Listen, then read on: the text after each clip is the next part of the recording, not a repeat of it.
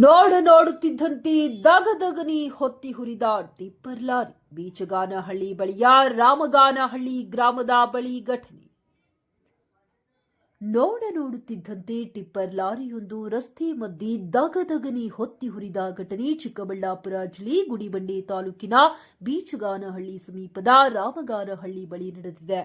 ಹೌದು, tipper lorry ಗವಿಕುಂಟಹಳ್ಳಿ ಕ್ವಾರೆಯಿಂದ ಕಲ್ಲುಗಳನ್ನು ತುಂಬಿಕೊಂಡು ವರ್ಲಕೊಂಡ ಕ್ರಷರ್ಗೆ ಹೋಗುತ್ತಿದ್ದ ವೇಳೆ ರಾಮಗಾನಹಳ್ಳಿ ಗ್ರಾಮದ ಬಳಿ ಬರುತ್ತಿದ್ದಂತೆ ಟಿಪ್ಪರ್ ಲಾರಿಯಲ್ಲಿ ಶಾರ್ಟ್ ಸರ್ಕ್ಯೂಟ್ನಿಂದ ಬೆಂಕಿ ಕಾಣಿಸಿಕೊಂಡಿದೆ.